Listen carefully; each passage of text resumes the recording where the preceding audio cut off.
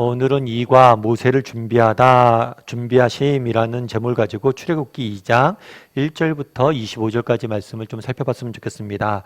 우리가 계속하는 목사님 다락방 교재인 출애굽기를 배우고 있는데요. 지난주에 우리가 첫 시간으로 출애굽기 1장을 배웠죠. 출애굽기 1장에서 뭘 배웠죠? 이스라엘 백성들이 하나님의 은혜로 번성하게 된 사실에 대해서 배웠죠. 그런데 이러한 이스라엘 백성들이 번성하자 애굽 왕인 바로가 이스라엘 백성들을 탄압하기 시작했습니다. 첫 번째는 어떤 탄압을 했어요? 중노동을 시켰죠. 그래서 그 당시 애굽 같은 경우에는 다양한 건축 사업들이 펼쳐지고 있었는데 이를 위해서 이스라엘 백성들을 일꾼으로서 노예로서 사용하게 되는 모습들을 보게 됩니다. 그 다음에 어떤 탄압이 있었죠? 히브리 산파들을 통해서 이스라엘의 남자아이들을 죽이려는 계획을 세웠죠. 그런데 히브리 산파들이 정말 용기 있는 행동으로 인해서 정말 그 아이들을 구하는 일들이 있었습니다. 그러자 이번엔 또 어떤 일이 있었습니까? 이스라엘 남자아이들이 태어나면, 이스라엘 백성 중에 남자아이가 태어나면 나일강에 던지라는 명령을 내렸죠. 그래서 세 차례에 걸쳐서 탄압을 하는 모습들을 보게 됩니다. 그리고 오늘은 그 명령, 세 번째 명령, 나일강에 아이를 던지라고 하는 이런 명령을 냈을 때 그 결과 어떤 일이 있었는지에 대해서 오늘은 2장을 통해서 우리가 살펴보게 됩니다. 2장의 전체적인 구조는 이렇게 돼요. 1절부터 10절까지는 모세가의 탄생에 대한 이야기입니다. 모세가 어떻게 태어났고 어떻게 이집트 왕궁에서 자라게 됐는지 그 배경에 대해 설명하고 있어요. 그리고 11절부터 15절까지는 뭐가 나와 있냐면 모세가 이스라엘 백성을 구하려고 하다 해서 모세가 장성하죠. 장성했는데 이스라엘 백성들이 탄압을 받는 걸 보게 됩니다. 그래서 그들을 구하려고 그래요. 그리고 16절부터 22절까지는 뭐냐면 모세가 이 일로 인해서 정말 이스라엘 백성들을 구하기 위해서 살인을 저지르죠. 그 살인의 결과로 미디안 광야로 도망가는 이야기가 나와 있어요. 그리고 23절부터 24절까지는 뭐냐면 이스라엘 백성들이 탄압을 받게 되자 하나님 앞에 기도드리는 모습이 나타나 있습니다.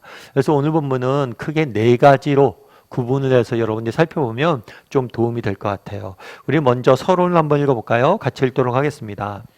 이스라엘이 극도로 어려운 시련을 당할 동안 하나님은 조용히 한 임무를 준비하고 계셨다. 인간은 하루의 고통도 몹시 길어 보여 구원의 날을 조급하게 기다렸지만 하나님은 지도자 모세를 준비시키시는 80년을 더 계산하고 계셨다. 이 시간부터 우리는 위대한 지도자 모세의 등장을 지켜보게 된다. 예, 당시 이스라엘은 뭘 하고 있었어요? 극도로 어려운 시련을 당하고 있었죠. 그런데 하나님께서 이 이스라엘 백성들을 구원하시기로 합니다. 구원을 하시는데 어떻게 구원하시냐면 사람을 준비시켜요. 한 사람을 준비시키는 모습들을 우리는 보게 돼요. 그런데 이거는 하나님의 역사의 보편적인 방법이에요. 성경과 기독교 역사를 보면 이스라엘 백성들이나 하나님의 백성들, 믿는 사람들이 하나님 앞에 탄압받고 교회가 시련과 역경을 겪을 때가 있어요. 그러면 이 모든 시련과 역경으로부터 하나님께서 구원을 해내십니다. 그런데 구원의 은혜를 베푸실 때 늘 하시는 일이 있어요. 먼저 뭘 하세요? 사람을 준비시키세요. 그리고 그 사람을 통해서 교회를, 하나님의 백성을 구원하시는 모습들을 보게 돼요. 이는 오늘날에도 마찬가지예요. 오늘날 우리가 여러 면에서 이런 이야기를 하잖아요. 뭐 교회가 위기다, 교회가 어렵다. 그렇게 하는데 교회의 위기와 이 어려운 가운데 하나님께서 가만히 두지 않습니다. 교회를 다시 한번 세우시고 회복시키세요. 그런데 교회를 회복시키시고 구원하실 때 먼저 하시는 일이 있어요. 그건 뭐예요? 사람을 준비시키는 일이에요. 그리고 그런 사람을 오늘도 찾고 있다는 거죠. 정말 저희도 우리도 영어 도서관을 지역사회를 위해서 하고 있잖아요. 그래서 지금 코로나 때문에 영어 도서관에 많은 사람들이 오지 못하는데 코로나 되기 전에는 뭐 월 평균 600명 가까운 사람들이 도서관을 이용하고 그래서 이 지역사회에 많이 자리 잡은 것을 우리가 느끼게 됩니다. 근데 처음에 도서관 사역을 할 때 제가 여러 가지 서베이를 좀 해봤어요. 해보니까 도서관을 쭉 살펴보니까 재밌는 게 있더라고요. 어떤 게 있었냐면 어떤 도서관 같은 경우는 굉장히 시설이 좋아요. 그리고 장소도 많아요. 그리고 너무 잘 돼 있어요. 그런데 이상하게 이용하는 사람이 적어요. 그런데 어떤 곳은 보면 시설도 열악해요. 굉장히 작아요. 소규모요. 그런데도 많은 사람들이 이용한 것들을 보게 돼요. 왜 그럴까? 라고 살펴봤더니 여러 가지 이유가 있겠죠. 그런데 가장 중요한 이유 중에 하나는 뭐냐면 사람이에요, 사람. 정말 도서관에서 봉사하시는 분들이 정말 아이들에 대해서 애정을 갖고 관심을 갖고 돌보는 도서관은 규모와 시설에 상관없이 잘 돼요. 그러니까 결국에 아무리 좋은 방법, 아무리 좋은 제도, 아무리 좋은 뭐 자원이 있어도 사람이 준비되지 못하면 결코 어떤 일이든지 이루어지지 않는 모습들을 보게 되는 거예요. 하나님의 구원의 역사도 마찬가지라는 거예요. 하나님께서 늘 뭐예요? 구원하시고 회복시킬 때 늘 먼저 하시는 일이 있어요. 그건 뭐예요? 사람을 준비시킨다는 거예요. 그리고 오늘도 그런 사람을 찾고 계세요. 그래서 우리가 출애굽기 배우는 이유도 여기에 있어요. 출애굽기 모습들을 보면서 모세의 모습들을 보면서 우리도 어떤 사람이 되어야 되냐는 거예요. 그랬을 때 하나님께서 우리를 통해서 일하신다는 거예요. 그래서 오늘 이과를 배우면서 정말 하나님이 찾으시는 그런 한 사람이 되는 그런 시간이 되었으면 좋겠습니다. 우리 1번 문제 한번 같이 읽어볼까요? 같이 읽도록 하겠습니다. 모세는 어느 지파의 자손인가? 예, 1절 문도 한번 같이 읽어볼까요? 같이 읽도록 하겠습니다. 레위 가족 중 한 사람이 가서 레위 여자에게 장가들어. 예, 오늘 본문에서는 모세 부모에 대한 이야기예요. 모세 부모에 대한 이야기인데 모세 부모를 어떻게 소개하고 있냐면 레위 가족 중에 한 사람이 레위 여자에게 장가들어. 그러니까 레위 남자가 레위 여자에게 장가들었다 이렇게 되어 있죠. 레위는 이스라엘은 12지파로 구성되어져 있습니다. 이 12지파는 야곱의 12아들의 이름의 전통에 따라서 이루어진 지파예요. 그런데 그중 지파 중에 한 지파가 뭐냐면 레위예요. 레위. 레위는 굉장히 특수한 지파입니다. 어떤 면에 특수하냐면 나중에 이 레위 지파는 하나님의 제사장의 지파예요. 그래서 이 레위 지파의 주대하는 업무는 뭐냐면 하나님께 제사 지내는 거예요. 그런데 오늘 본문에서 뭐라고 됐냐면 레위 남자가 레위 여자에게 장가들었다라고 소개하고 있어요. 모세의 부모에 대해서. 그런데 모세 부모의 이름이 있습니다. 모세 부모의 아버지의 이름은 아브라함이고 어머님의 이름은 요게벳이에요. 분명히 부모의 이름이 있는데 부모의 이름을 밝히지 않고 그냥 레위 남자 중에 한 명이 레위 여자에게 장가들었다라고 소개하고 있어요. 그럼 왜 이렇게 소개했냐는 거예요. 지난 시간에 우리가 배웠죠. 왜 그날에 이스라엘 백성들이 탄압을 받았어요? 이스라엘 백성들이 왜 애굽 사람들에게 탄압을 받았어요? 400년이 지났지만 이스라엘 사람들이 여전히 뭘 지키고 있어요? 민족의 정체성을 지키고 있었기 때문이에요. 만약에 애굽 사람들과 결혼하고 애굽 사람들과 똑같이 됐다면 애굽 사람들이 그들을 핍박할 이유가 없죠. 왜? 우리가 남이가 똑같은 사람이니까 핍박할 이유가 없죠. 그날의 이스라엘 백성들을 핍박했던 이유는 뭐예요? 이스라엘 백성들이 하나님의 백성으로서 구별되이 자기들끼리 살았기 때문이에요. 그래서 핍박했던 거예요. 이 본문도 그걸 보여주는 거예요. 여전히 이스라엘 백성들은 민족의 정체성을 지키며 살고 있었음을 보여주는 거죠. 그래서 레위 부모에 대해서 모세 부모에 대해서 레위 지파였다는 것을 강조하고 있는 거예요. 우리 그럼 2번 문제 같이 한번 읽어볼까요? 같이 읽도록 하겠습니다. 모세의 어머니는 아이를 낳자마자 어떻게 하였으며 그 행동은 어떤 의미를 지닌 것인가? 네, 먼저 2절을 한번 읽어볼까요? 같이 읽도록 하겠습니다. 그 여자가 임신하여 아들을 낳으니 그가 잘생긴 것을 보고 석 달 동안 그를 숨겼으나 그 여자가 임신하여 아들을 낳았으니 모세 엄마죠. 모세의 엄마가 뭘 했냐면 임신해서 아들을 낳았어요. 아들을 낳았는데 뭘 했다고 그랬냐면 석 달 동안 숨겼다고 그랬죠. 그 당시에는 바로 왕이 어떤 명령을 얘기했어요? 아들을 낳으면 나일에 던지라는 명령을 내렸어요.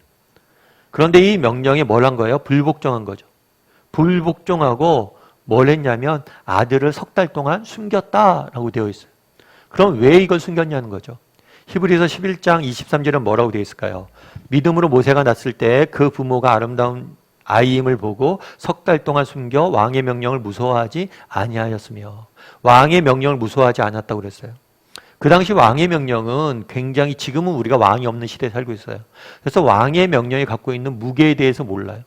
그런데 그 당시 왕의 명령은 무조건 따라야 되는 거예요. 따르지 않으면 죽음을 당하는 거예요. 그럼에도 불구하고 왕의 명령을 두려워하지 않았어요. 왜요? 히브리서에서는 뭐라고 되어 있어요? 믿음으로 라고 되어 있어요. 하나님에 대한 신뢰, 믿음이 있었기 때문에 명령을 불순종한 거죠. 그래서 어떻게 모세를 숨길 수 있었습니까? 하나님을 믿었기 때문에, 하나님을 신뢰했기 때문에 모세를 숨길 수 있었던 거죠. 그런데 오늘 본문에 보면 재미있는 표현이 하나 있어요. 그건 뭐냐면 그가 뭘 한 걸 보고 잘생긴 것을 보고 모세가 잘생긴 것을 보고 숨겼다는 거죠. 그래서 어떤 개그맨이 그런 이야기를 했잖아요.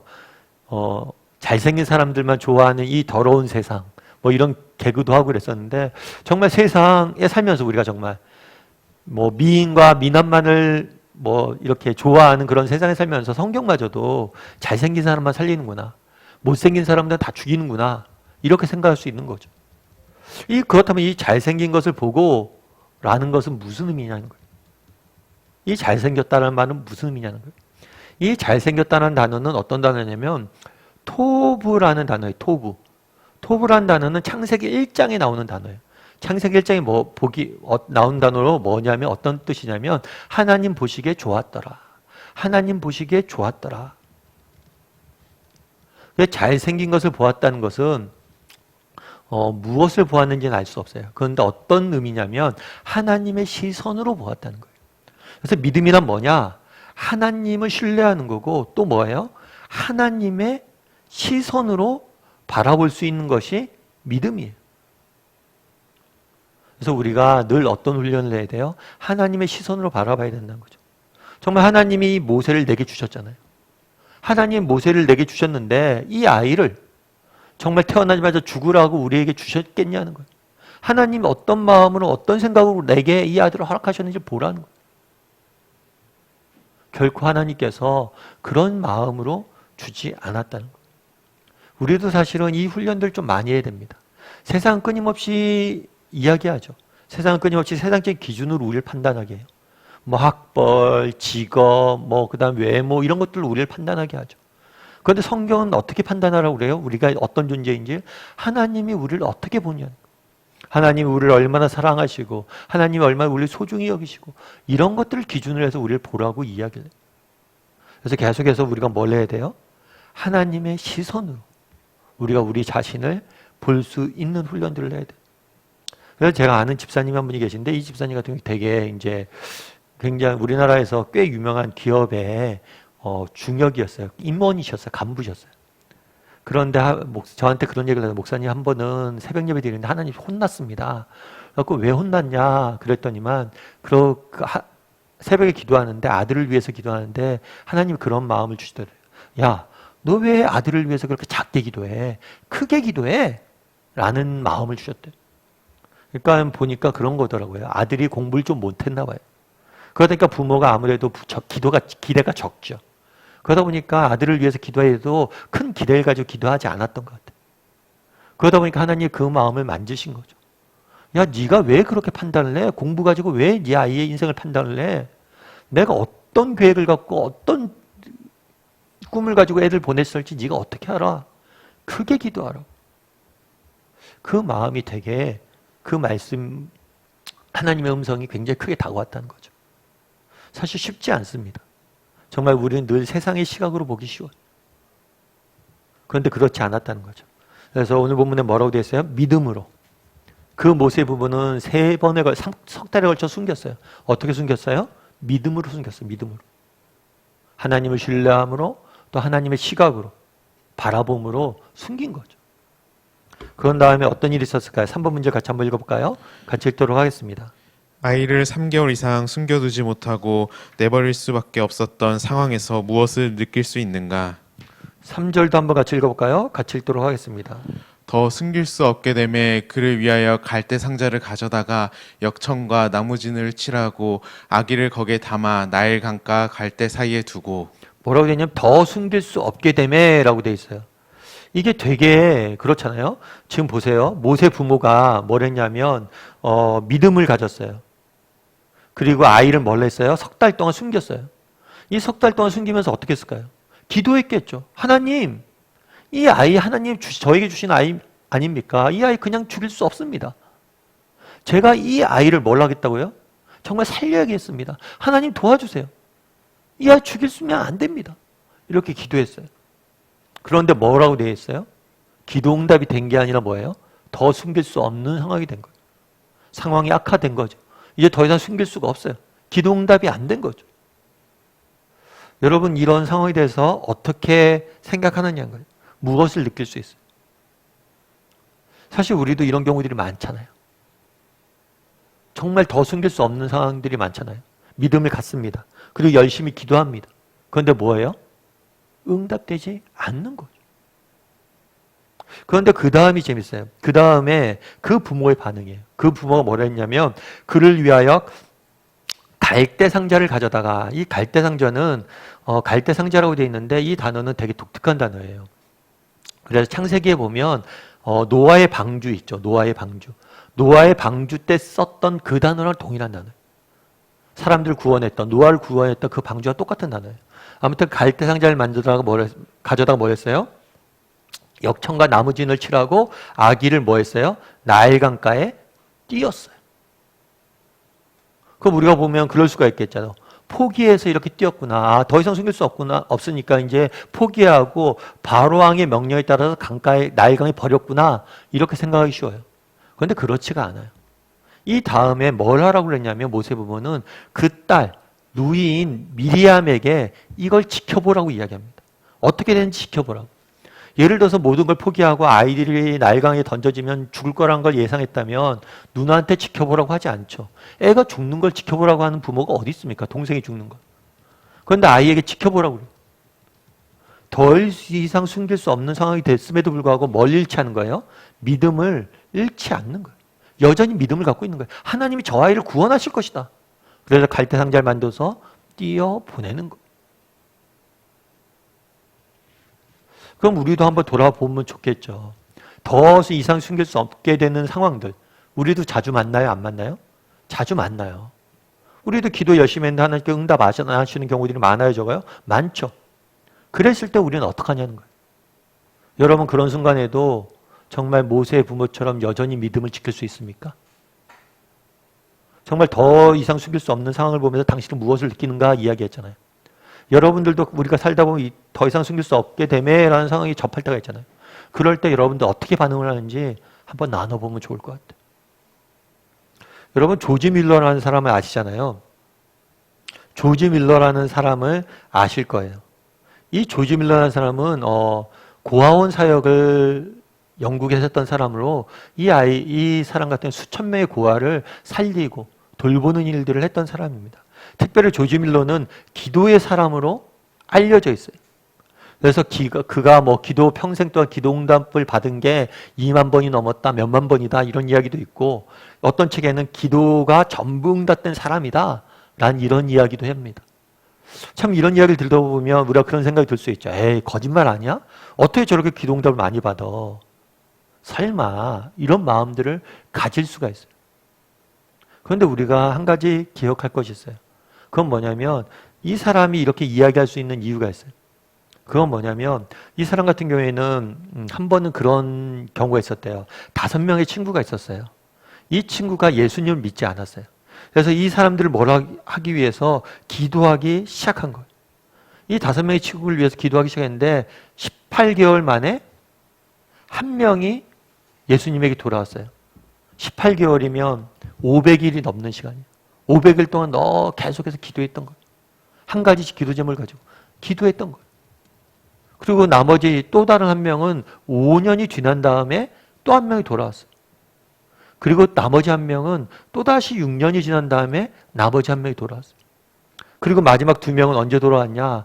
52년이 지난 다음에 돌아왔어요. 여러분, 이렇게 기도 응답을 많이 받는 이유가 뭘까요? 여러분, 어떤 한 가지 기도 제목을 가지고 18개월 매일같이 기도해 본 적 있으세요? 응답되지 않아도 끝까지 붙잡고 기도하는 거예요. 믿음을 잃지 않고 기도하는 거예요. 모세 부모가 3달 동안 숨겼다고 그랬잖아요. 응답이 안 됐어요. 그런데 포기하지 않아요. 끝까지 믿음을 잃지 않는 거예요. 그게 되게 중요한 자세라는 거죠. 우리 4번 문제 같이 한번 읽어볼까요? 같이 읽도록 하겠습니다. 모세를 버린 후 일어난 사건을 이야기하라. 어떤 사건이 있었는지 먼저 5절부터 7절까지를 먼저 읽어볼까요? 같이 읽도록 하겠습니다. 바로의 딸이 목욕하러 나일 강가로 내려오고 시녀들은 나일 강가를 거닐 때에 그가 갈대 상자를 보고 시녀를 보내어 가져다가 열고 그 아기를 보니 아기가 우는지라 그가 그를 불쌍히 여겨 이르되 이는 히브리 사람의 아기로다. 그의 누리가 바로의 딸에게 이르되 내가 가서 당신을 위하여 히브리 여인 중에서 유모를 불러다가 이 아이에게 여기서 보면 일단 모세를 나일의 갈대 상자에 담아서 띄워뒀죠. 그러자 어떤 일이 있었다고 그랬어요? 바로의 딸이 뭘 했다고요? 목욕하러 와서 보았다라고 이야기를 했어요. 바로의 딸이 와서 그 갈대 상자를 거니는 모습들을 보았다라고 이야기를 했어요. 그리고 어떻게 했어요? 그 아이를 뭐예요? 아이를 보고 불쌍히 여겨 이르되 이는 히브리 사람 아이로다 하면서 이 아이를 자기가 데려다가 왕자로 키우게 됩니다. 그러면 이게 우연히 이렇게 나왔을까요? 우연히 일어난 게 아니죠. 어떻게 일어난 거예요? 하나님께서 만나게 하신 거죠. 정말 모세 부모가 믿음을 가지고 뭘 했어요? 아이를 갈강기에 뒀어요. 그랬더니 뭐 했어요? 바로의 딸이 그걸 봤어요. 그리고 이 아이를 불쌍히 여기서 뭘 했어요? 왕자로 왕궁에 데려와서 키우게 됐어요. 그런데 더 재밌는 건 뭐예요? 이 사람이 아기잖아요. 아기고 공주잖아요. 그럼 유모가 필요하잖아요. 유모가 필요한데 그 옆에서 누가 지켜보라고 그랬어요? 미리암이 지켜보게 했죠. 그래서 이 순간 미리암이 또 가서 이야기합니다. 바로의 땅에게 내가 가서 당신을 위하여 히브리 여인 중에 유모를 불러다가 이 아이를 젖먹이게 하겠다라고 이야기를 해요. 그런 다음에 어떤 일이 있었어요? 8절부터 10절까지 한번 읽어볼까요? 바로의 딸이 그에게 이르되 가라 하매 그 소녀가 가서 그 아기의 어머니를 불러오니 바로의 딸이 그에게 이르되 이 아이를 데려다가 나를 위하여 젖을 먹이라. 내가 그 삭을 주리라. 여인이 아기를 데려다가 젖을 먹이더니 그 아이가 자라매 바로의 딸에게로 데려가니 그가 그의 아들이 되니라. 그가 그의 이름을 모세라 하여 이르되 이는 내가 그를 물에서 건져내었음이라 하였더라. 바로의 딸이 뭐라고 했어요? 미리암에게 가라, 네가 구해와라, 그렇게 이야기했죠. 결국엔 어떻게 됐어요? 바로의 어머니가 아니죠, 모세의 어머니 요게벳이 결국에는 아이를 모세를 키우게 돼요. 이제 당당하게 키울 수 있는 거죠. 양육비까지 받으면서. 그리고 그를 뭘 했어요? 다 키운 다음에 어디로 돌려보낸 거예요? 왕궁으로 돌려보낸 거죠. 그래서 모세는 어렸을 때는 그 부모의 품에 자랍니다. 그리고 나중에는 뭐가 되는 거예요? 바로의 왕국에 들어와서 왕자로서 자라게 되는 거예요. 우리 5번 문제를 같이 한번 읽어볼까요? 같이 한번 읽도록 하죠. 이 사건에서 드러난 하나님의 지혜와 능력, 인간 바로의 어리석음과 무능을 이야기해보라. 예, 아까 우리가 그런 이야기를 했잖아요. 더 숨길 수 없게 되매, 더 숨길 수 없게 되매. 참 이게 되게 이상한 거죠. 열심히 기도했어요. 근데 응답을 안 하신 거죠. 그럼 우리가 반대로 가정을 해볼 수 있겠죠. 열심히 기도했어요. 근데 하나님 응답하셨어요.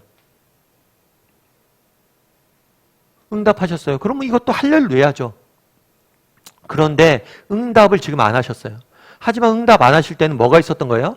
하나님의 더 큰 계획이 있었던 거예요. 어떤 계획이 있었어요? 정말 응답을 안 하셔서 부득이하게 나일강가에 뛰었지만 이걸 바로의 딸이 발견해서 뭐란 거예요? 모세가 정말 그 어머니 품에서 키워지면서 동시에 뭐예요? 애굽의 왕자로 크게 된 거예요. 물론 처음에 기도했을 때 응답 받아서 정말 바로의 마음을 하나님께 바꾸셔서 아이를 죽이지 말라 명령했다면 그것도 감사한 일이죠. 하지만 하나님께서 더 큰 계획이 있었기 때문에 응답을 늦췄던 거란 거예요. 그래서 우리가 무엇을 좀 신뢰할 수 있어야 돼요? 하나님의 계획을 신뢰할 수 있어요. 뭐가 더 좋은 거예요? 정말 모세 입장에서 최고잖아요. 히브리 사람으로서의 교육도 받으면서 애굽의 모든 그러한 교육까지 다 받을 수 있게 잘한 거잖아요. 얼마나 좋은 계획이에요. 그래서 하나님이 더 선한 계획이 있으면 우리가 신뢰할 필요가 있어요. 그런데 또 한 가지 여기 질문에서 그런 얘기하죠. 인간 바로의 어리석음과 무능을 이야기해보자. 바로는 뭐라고 생각을 했어요? 나일에 던지라고 그랬어요. 지난 시간에도 배웠지만 이 나일에 던지는 것은 일종의 재판이라고 그랬죠. 그러니까 나일을 신으로 섬기고 있으니까 나일 신이 판단케 하자. 이 아이를 죽여야 될지 살려야 될지 판단케 하자라고 해서 나일강에 던졌어요. 그런데 이 나일강에 던져진 아이를 누가 봤어요? 공주가 봤죠. 공주 입장에서 뭐예요? 나일강의 신이 살린 거죠. 나일강의 신이 살린 게 아니죠. 하나님이 보호하신 거죠. 오히려 나일 신의 판단케 하자라고 했던 이 어리석음을 뭘 한 거예요? 하나님께 이용하셨던 거죠. 그래서 오히려 모세를 뭘 한 거예요? 바로의 이집트 왕자로 키우게 한 거예요. 왜 하나님께서 모세를 이집트 왕궁에 보내셨냐는 거예요. 왜 왕자로 키우게 했냐는 거예요. 보여주게 한 거예요. 바로야, 네가 우리를 죽이려고 했잖아. 그런데 오히려 이 일로 인해서 네가 그렇게 싫어하던 히브리 사람이 뭐가 된 거예요? 너의 왕자로 왕궁에 자라게 된다는 거예요. 이게 얼마나 아이러니해요. 그래서 결국에 인간의 계획이 무능한지 얼마나 악한지를 보여준 거라는 거죠. 이거는 어디서도 나타나요? 십자가에서도 나타나요. 사단이 어떻게 했어요? 인간의 마음에 시기와 질투를 심었죠. 그래서 당시 유대 지도자들이 예수님을 십자가에 못 박혀 죽였습니다. 사단 입장에서 얼마나 환영할 일이에요. 예수님 이 땅에 왜 오셨어요? 인간을 구원하시기 위해서 오셨어요. 그런데 구원을 받아야 될 나를 도와주려는 사람을 우리가 죽인 거예요. 이것만큼 통쾌한 일이 어디 있어요? 사단의 입장에서는. 그런데 이 십자가의 사건을 뭘로 바꾸셨어요? 하나님께서 우리를 구원하는 계기로 삼으셨죠. 우리를 대신해 죄값을 치르신 거죠.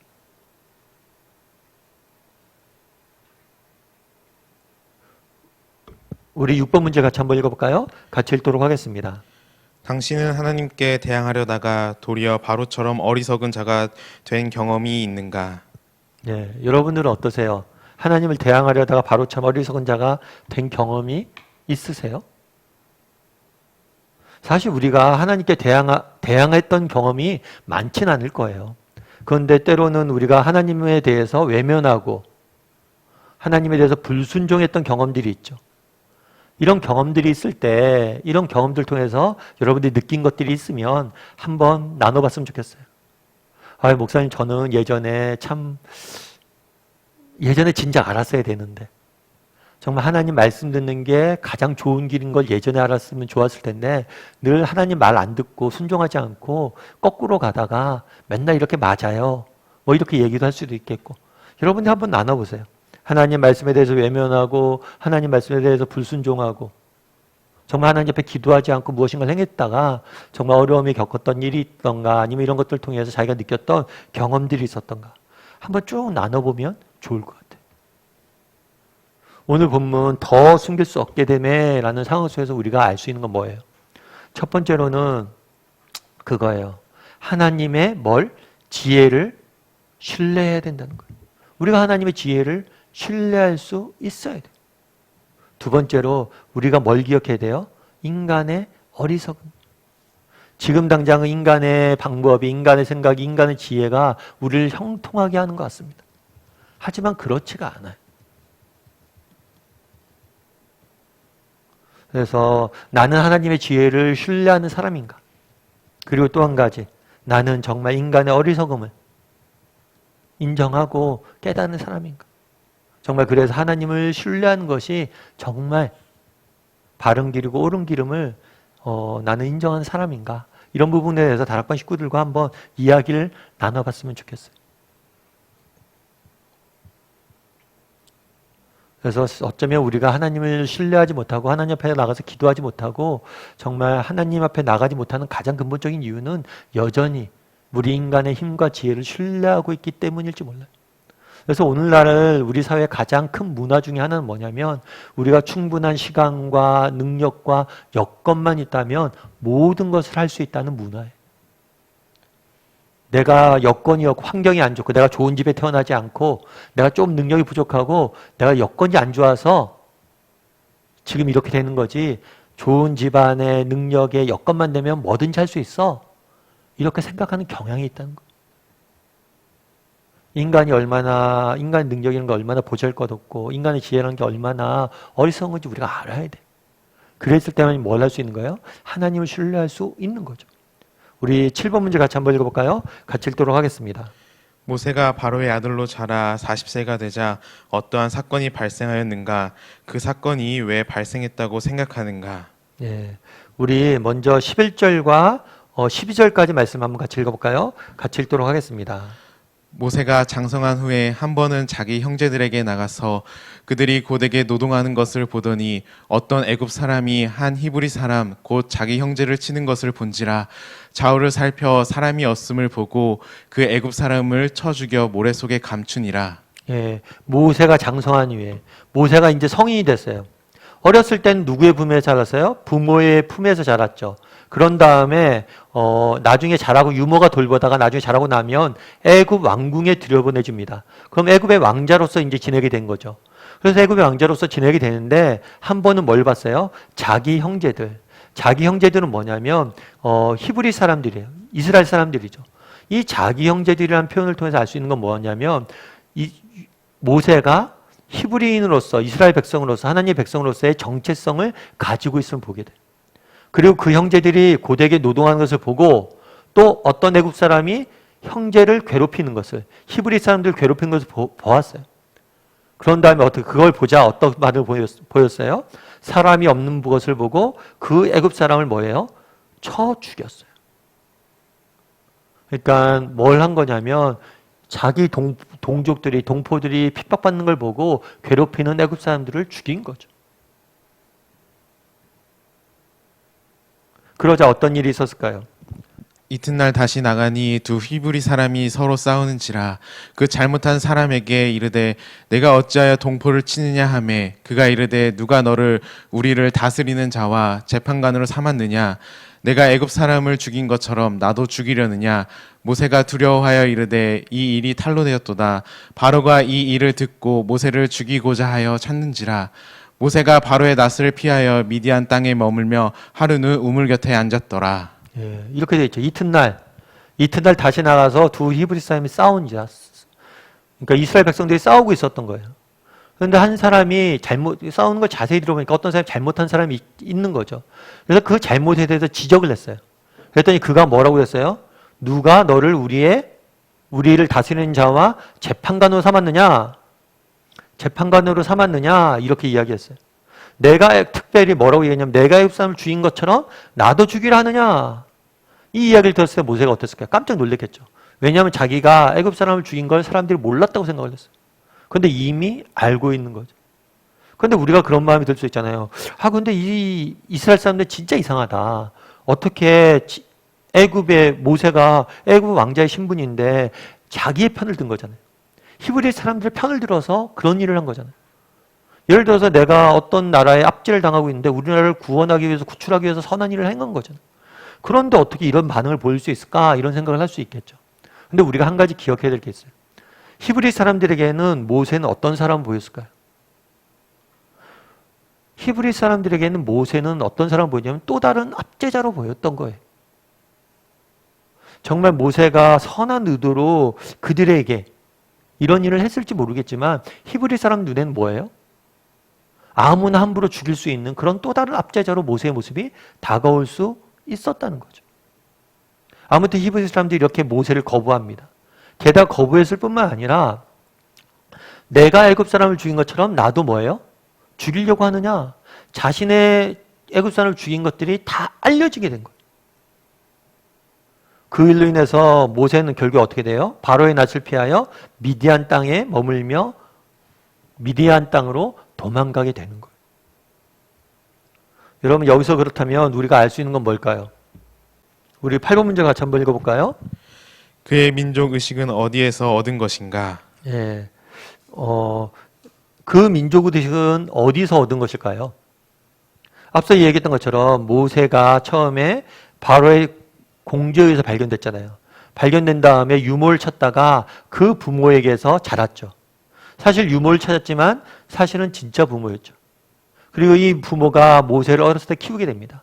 이 키웠을 때 뭘 한 거예요? 가리킨 거죠. 정말 네가 누구인지 어떤 존재인지를 가리킨 거예요. 그래서 이 가리킴의 결과로서 뭘 갖게 된 거예요? 이런 민족의식을 갖게 된 거죠. 사무엘상엔 누구 얘기가 나왔냐면 한나와 사무엘의 이야기가 나와요. 한나도 마찬가지예요. 사무엘이 어렸을 때 그에게 뭘 해요? 하나님의 말씀을 가리키고 하나님의 백성으로 키우려고 하죠. 뿐만 아니라 잠언에서 뭐라고 이야기를 해요? 네가 어렸을 때 아이에게 가리키라. 그러면 그가 커서 그것들 갖게 될 것이다. 이렇게 말씀하세요. 그러니까 우리가 생각을 해봐야 돼요. 어떤 생각을 해봐야 될까요? 모세가 어떤 이런 민족의식을 갖게 됐어요? 그 부모가 가르쳤기 때문에요. 그럼 우리는 어때요? 여러분, 우리는 어떨까요? 우리도 모세 부모처럼 이렇게 하나님의 말씀에 대해서 가르치는 사람입니까? 정말 우리 자녀들에 대해서 이렇게 정말 성심 성의껏 이렇게 이야기하는 사람이에요. 정말 우리 자녀들에게 믿음을 정말 심으려고 노력하는 사람이에요. 한번 돌아봤으면 좋겠어요. 정말 나는 이런 사람인지. 사실 우리는 그런 거가 있잖아요. 어렸을 때 제가 아시는 집사님 한 분이 있는데 그 집사님이 원래는 이제 나중에 저랑 같이 제자 훈련 받았어요. 그래서 집사님 어떻게 예수님 믿게 됐어요? 그렇게 이야기를 했어요. 근데 그 집사님이 고등학교 때 입시를 떨어져서 재수를 하게 됐대요. 그래서 노량진에서 재수학원을 다니는데 재수학원에서 이렇게 다니다가 이제 그 고시원 같은 데 지냈나 봐요. 근데 고시원에서 이렇게 있는데 수요일 날 저녁이었던 것 같아요. 저녁에 저 교회가 있었나 봐요. 교회에서 찬송가 소리가 그렇게 들리더래요. 그럼 희한한 게 공부하다 그런 소음이 들리면 거부할 수 있대요.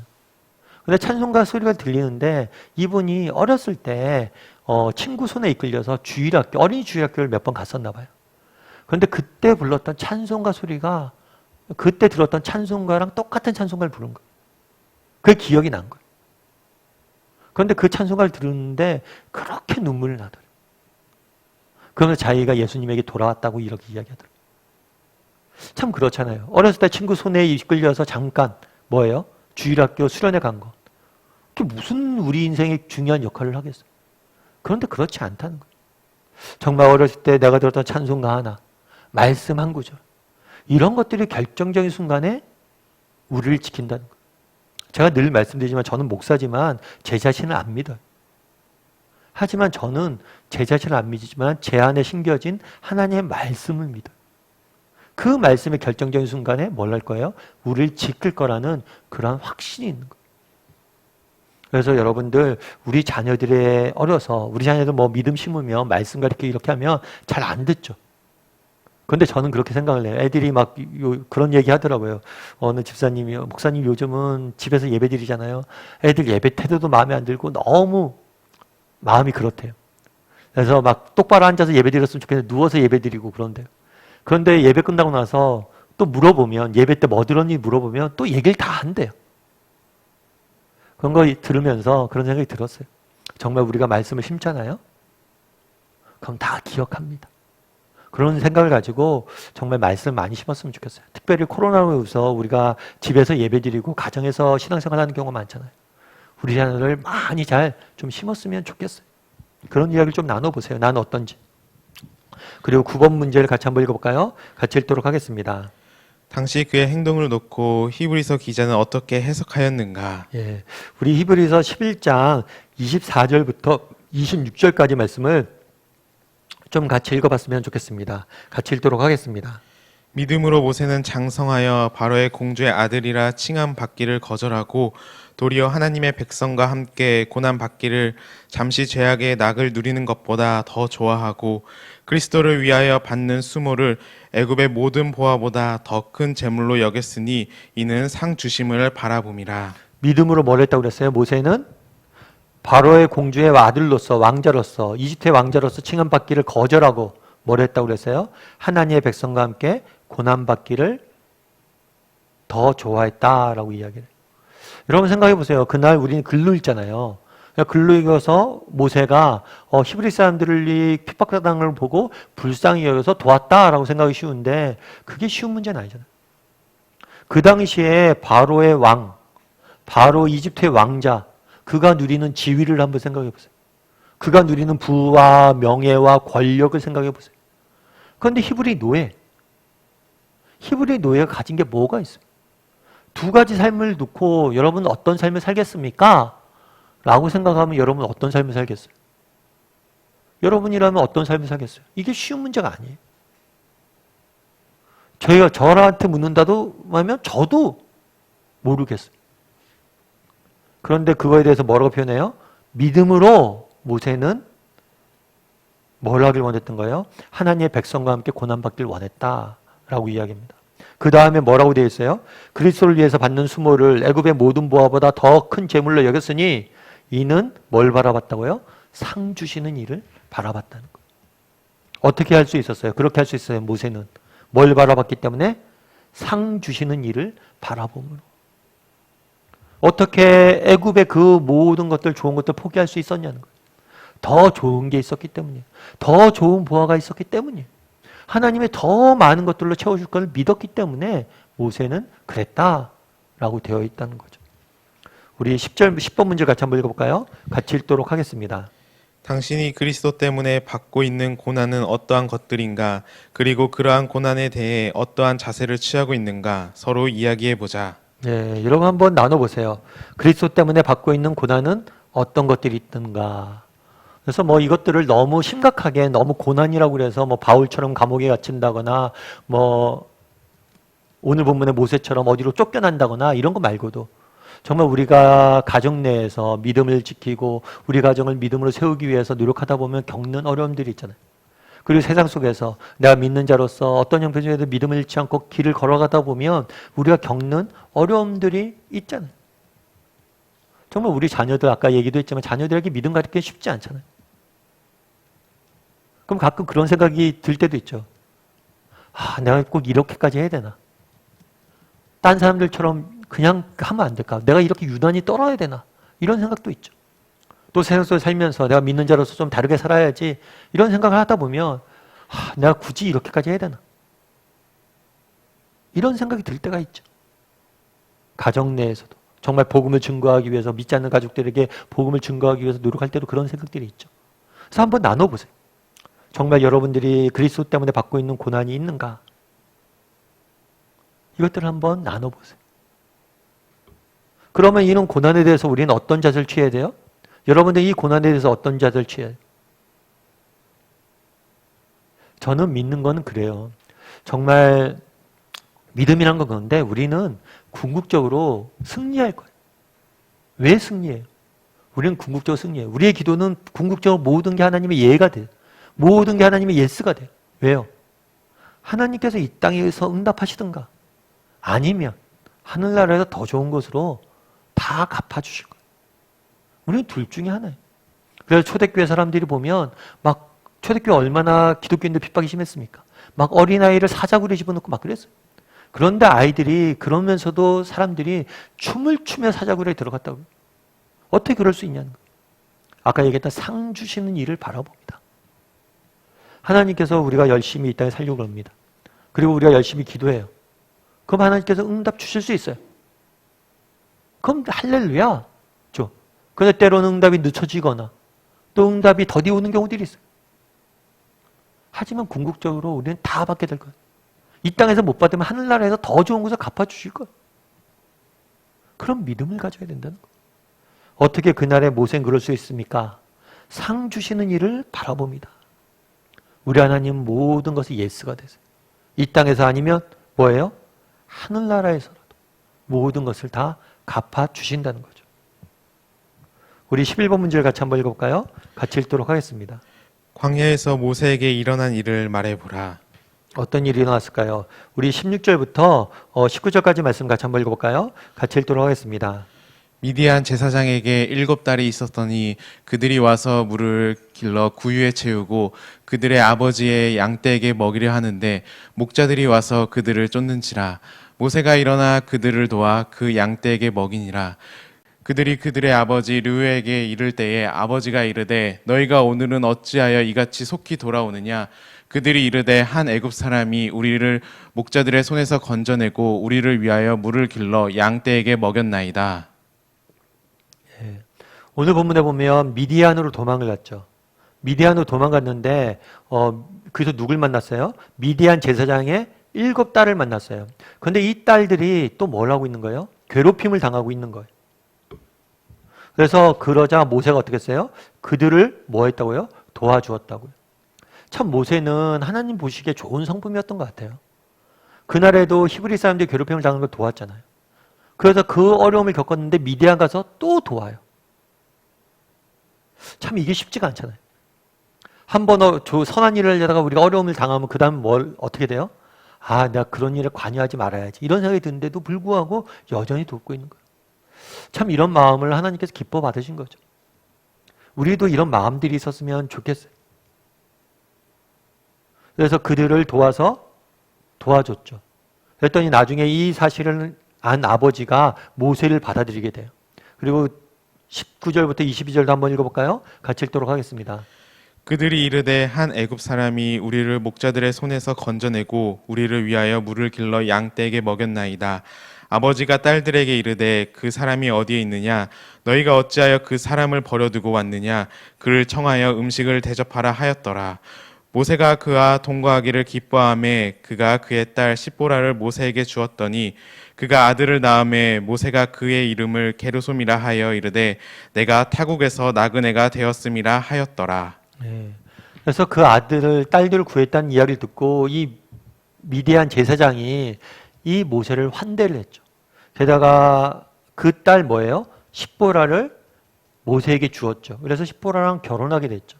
결혼해서 아들을 낳고 미디안 광야에서 보내게 돼요. 그런데 재밌죠. 아들의 이름이 뭐라고요? 내가 타국에서 나그네가 되었음이라. 그 당시 모세가 느꼈던 그런 외로움, 또 모세가 느꼈던 그 심정들을 그 아들의 이름에 그대로 담겨져 있는 거죠. 그럼 이러한 사실에서 우리가 발견할 수 있는 건 뭘까요? 12번 문제를 같이 한번 읽어볼까요? 같이 읽도록 하겠습니다. 하나님이 모세를 광야로 보낸 이유를 생각해 보라. 여러분, 왜 모세를 광야로 보냈을까요? 광야로 보낸 이유는 뭘까요? 여러분 한번 쭉 이야기를 나눠보세요. 그런데 하나님께서 모세를 광야로 보낸 것, 이건 역시 뭐예요? 하나님의 또 다른 계획이 있다는 거예요. 어떤 계획이 있어요? 첫 번째는 모세를 준비시킨 거죠. 모세가 준비될 필요가 있어요. 어떤 면에서 준비가 될 필요가 있어요? 조금 모세 입장에서는 정말 모세는 성품은 좋은 것 같아요. 심정은 좋은 것 같아요. 그런데 모세가 배워야 될 것이 있어요. 나중에 이제 배우게 되지만 모세가 정말 배워야 될 것은 뭐냐면 하나님을 의지하는 법이에요. 그 전에 이스라엘을 백성들을 구원하려고 그랬어요. 구원하려고 했을 때 어떻게 하려고 그랬어요? 자신의 힘으로, 자신의 능력으로 이스라엘 백성들을 구원하려고 그랬어요. 그러다 보니까 그러한 모습은 이스라엘 백성들에게 어떤 모습으로 다가온 거예요? 또 다른 압제자의 모습으로 다가왔을 수 있다는 거예요.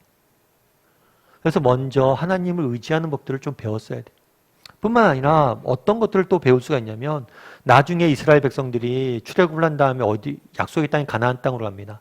가나안 땅으로 갈 때 어디를 거쳐가요? 광야를 거쳐가요. 그런데 이 광야를 이스라엘 백성들은 한 번도 광야를 경험하지 않았어요. 그런데 모세는 뭘 해요? 광야를 이때 이미 경험했어요. 광야를 경험했기 때문에 그들을 이끌 수 있는 거죠.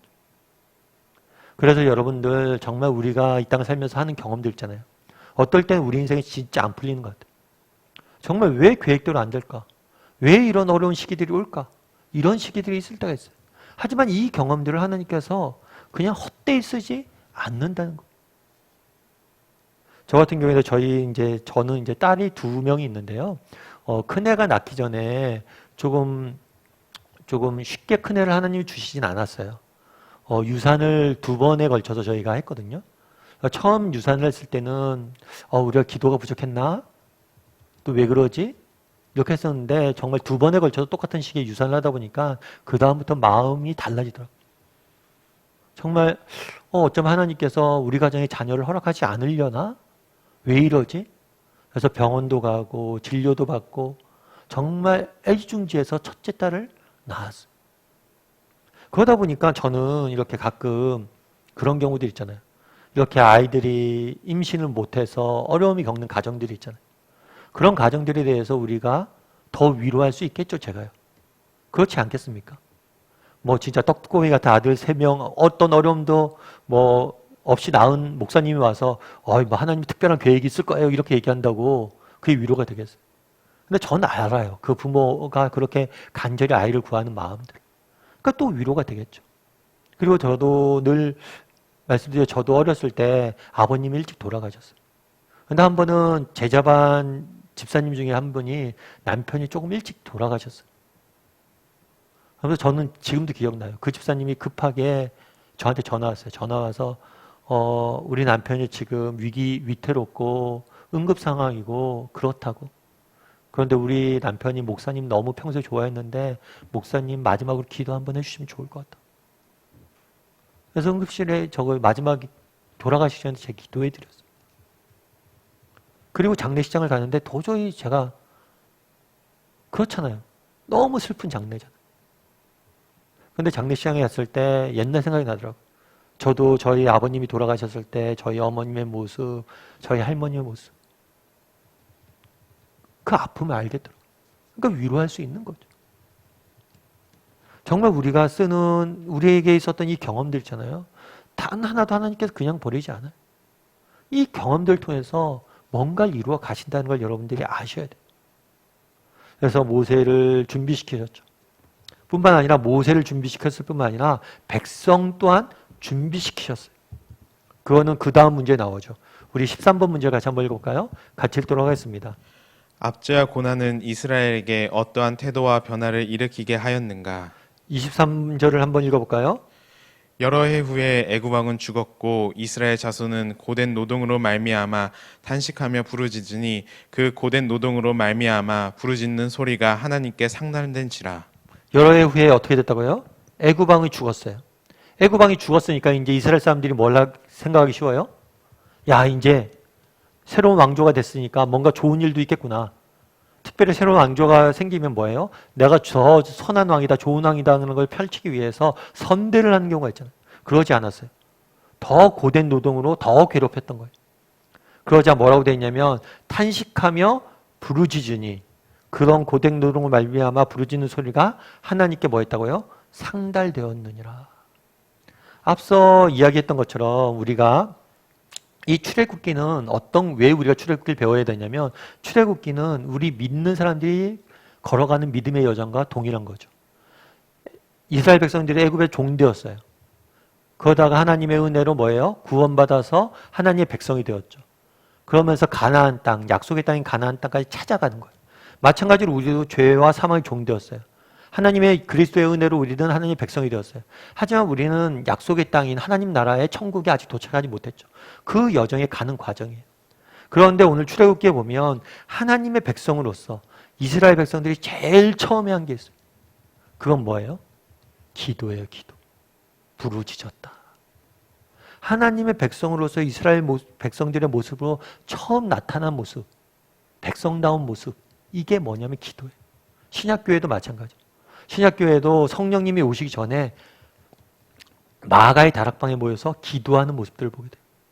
기도는 그런 의미에서 뭐예요? 우리 신앙생활에서 하나의 일부분이 아니에요. 신앙생활의 일부분이 아니라 뭐예요? 신앙생활의 본질이에요. 믿음이 있다면 우리는 기도할 수 있어야 돼요. 그리고 기도하자 뭐라고 그랬어요? 하나님께 상달되었다. 이 출애굽기라는 책은 재밌어요. 이 출애굽기라는 책에서 정말 하나님의 모습이 등장을 합니다. 그런데 하나님의 모습이 등장하는데 제일 처음에 등장하는 모습이 뭐예요? 이스라엘 백성들의 기도를 들으시고 응답하시는 모습이에요. 그래서 우리 하나님은 어떤 분이시냐? 기도를 들으시고 응답하시는 분이시다 라는 걸 보여주고 있는 거예요. 출애굽기에서. 우리 14번 문제를 같이 한번 읽어볼까요? 여기서 당신이 깨달을 수 있는 진리를 말해보라. 깨달을 수 있는 진리가 뭘까요? 앞서 얘기했던 것처럼 모세가 이스라엘 백성들을 구원하려고 그랬어요. 그랬을 때 이스라엘 백성들은 뭘 했어요? 거부했죠. 근데 이제 이스라엘 백성들이 뭘 하기 시작해요? 부르짖기 시작해요. 그러자 이제 뭐가 되는 거예요? 하나님의 구원이 임하게 되는 거예요. 따라서 우리도 뭘 할 수 있어야 돼요? 부르짖을 수 있어야 돼요. 이스라엘 백성들이 어땠습니까? 그 많은 어려움들 당했어요. 그런데 그전에는 부르짖었다는 이야기 안 등장을 해요. 그런데 이제 등장을 한 거예요. 우리도 이런 경우들이 많잖아요. 정말 인생의 어려움들을 만납니다. 정말 인생의 문제들을 만납니다. 그런데 스스로의 힘으로, 인간적인 방법으로 그것들을 해결하려고 노력하잖아요. 그리고 마지막이 뭐예요? 안 된다 싶으면 뭐예요? 하나님께 가서 부르시잖아요. 그러지 말고 여러분 정말 인생의 문제를 만났을 때 뭐예요? 바로 하나님 앞에 부르짖을 수 있어야 돼요. 그리고 이렇게 부르짖을 때 하나님께서 뭘 해요? 반드시 우리에게 뭘 하세요? 응답하세요. 자, 여러분 오늘은 출애굽기 2장에 대해서 배웠어요. 출애굽기 2장이 좀 다뤄야 될 내용들이 많은데 여러분들이 다락방별로 하나하나 다뤄가면서 좀 이야기를 나눠봤으면 좋겠어요. 그래서 나는 모세의 부모와 같은 믿음이 있는가? 정말 모세 부모처럼 어떤 상황 속에서 하나님을 신뢰한 사람인가? 또 모세 부모처럼 자녀들에게 정말 믿음을 심으려고 노력하는 사람인가? 이런 것도 돌아보고 또 나도 모세처럼 정말 하나님 상 주신 하나님을 바라봄으로 그리스도를 위해서 고난받는 일을 동참하고 있는가? 그리고 마지막으로 이스라엘 백성처럼 뭐예요? 나도 부르짖을 수 있는 사람인가? 이 부분에 대해서 여러분들이 한번 이야기를 좀 나누고 서로 좀 대화를 나누고 좀 격려하는 시간들이었으면 좋겠습니다.